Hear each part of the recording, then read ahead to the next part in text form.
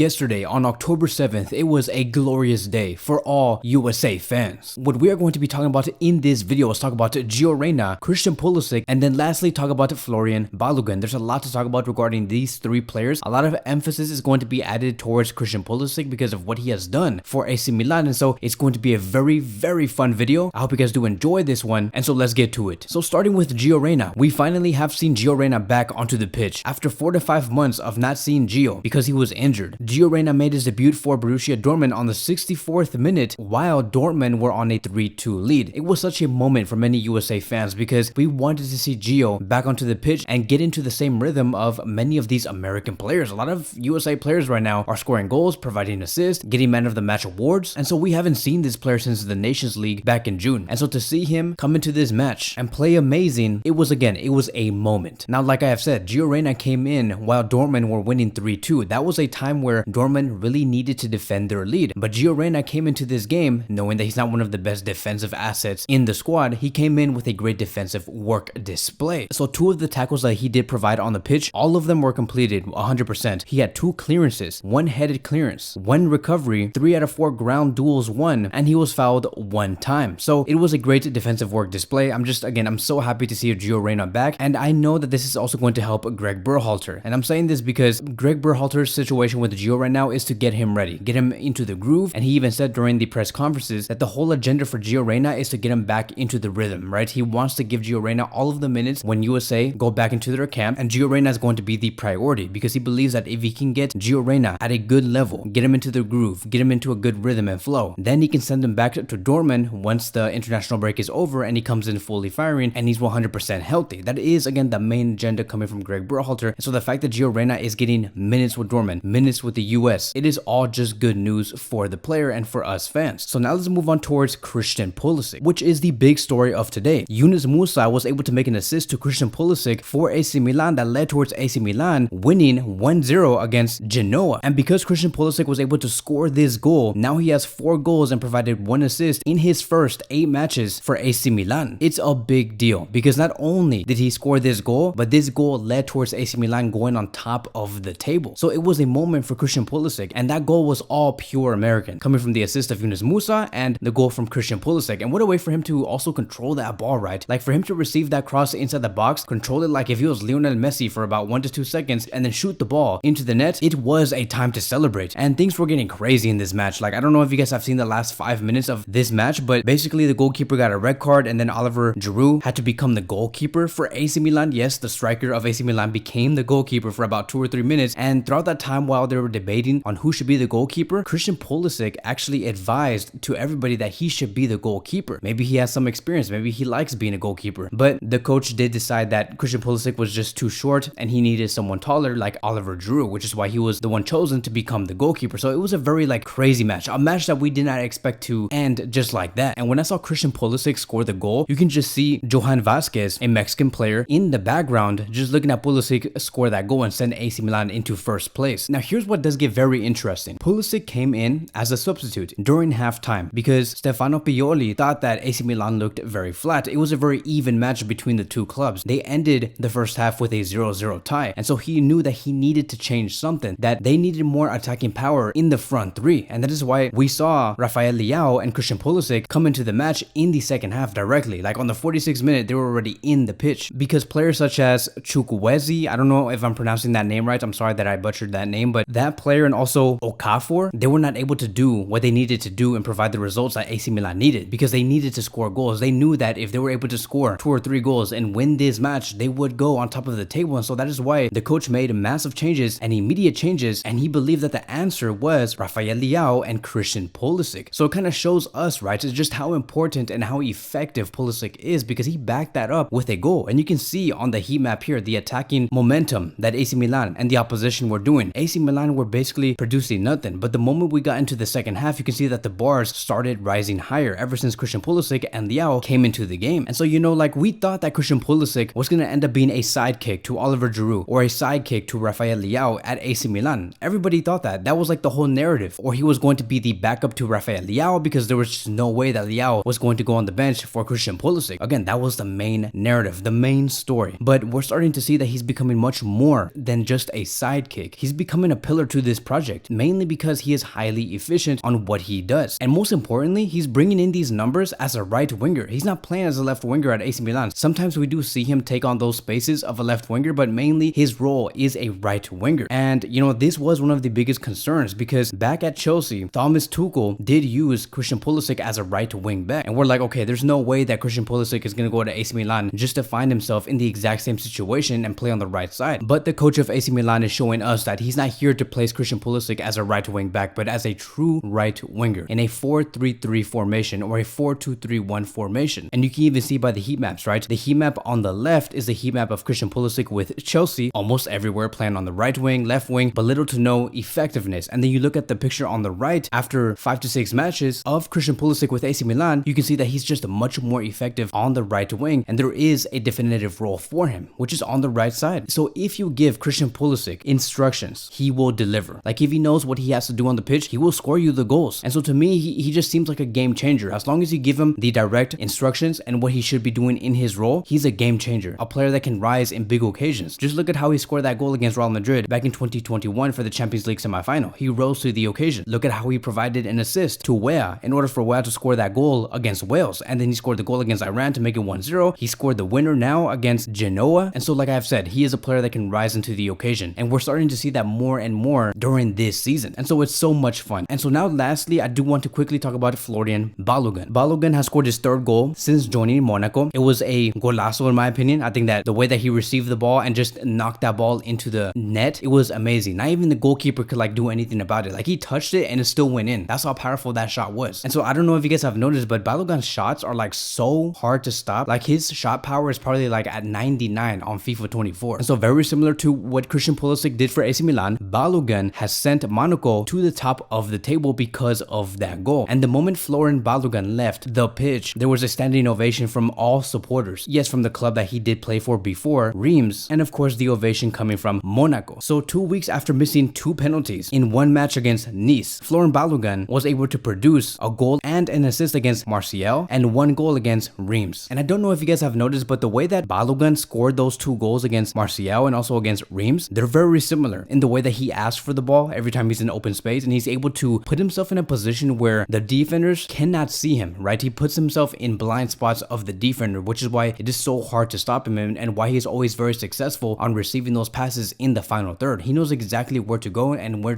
to position himself. It just makes me think about what Gio Reyna could do with Balogun once they do play together, because can you imagine those key passes from Gio and Balogun making those runs behind the defense? USA can score so many goals, and I hope they can do something like that against Germany. So he currently does have 4 goals and has 1 assist in the last 5 games for both club and country, and I can feel the healthy competition going on between Pepe and Balogun. Balogun and Pepe have been scoring goals. The moment Balogun missed those 2 penalties, Pepe actually scored the next day, or like the next hour, I believe. I don't know if it was on the same day or like the next day, but Pepe scored right after Balogun missed those 2 penalties. And so you can just feel the healthy competition going on between the 2 players. They really want to fight for that spot. They really want to impress Greg Berhalter and show that they are the definitive striker for the US men's national team. You can just feel it. I don't know if you guys also feel the same way, but it's a good problem to have for us USA fans to choose whether Pepe or Balogun should be starting in the number 9 role. Not too long ago, about 4 or 5 years ago, we did not even have striker options as good as these 2. So that is it. That is going to be wrapping up today's American Dynasty video. Thank you guys so much for watching, and I will see you guys in the next one.